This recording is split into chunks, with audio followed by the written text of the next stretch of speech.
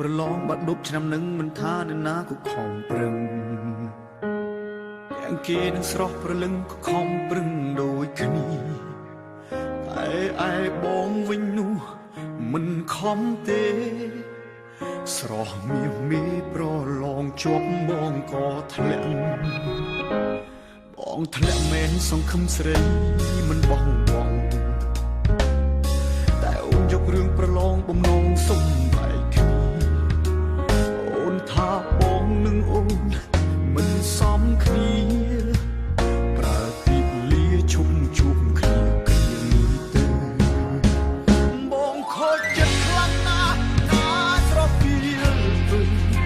មិនដេញក៏ដាច់ចិត្តទៅទាំងបងសោកតាបងនឹងខិតខំរៀនបើសិនជាអូនត្រូវការតែកុំប្រើពាក្យថាលាពីបងឡើយចាប់ពីថ្ងៃនេះទៅបងសូមសន្យា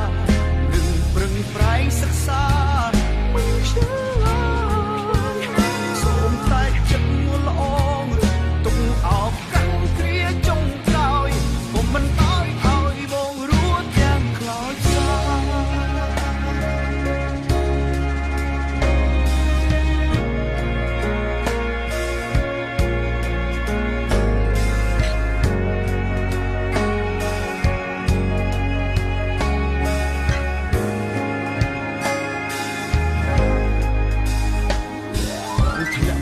សង្ឃឹមស្រី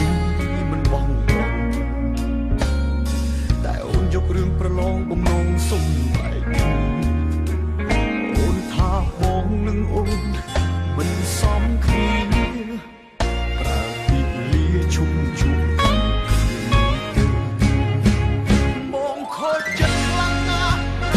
ស្រពីលមិនក៏ដាច់ចិត្តទៅទាំងបងសោកតា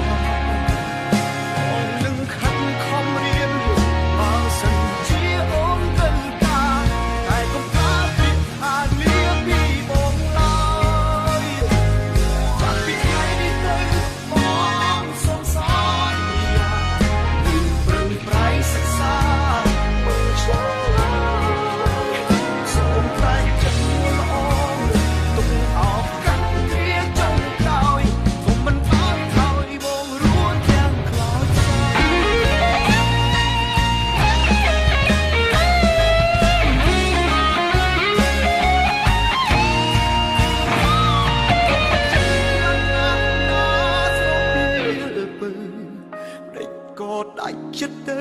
ទាំងបងសោកកាបងនឹងខិតខំរៀនបើសិនជាអូនត្រូវការតែកុំប្រើពាក្យថាលាពីបងឡើយចាប់ពីថ្ងៃនេះទៅបងសូមសន្យានឹងប្រឹងប្រែងសិក្សាសូមតែចិត្តល្អ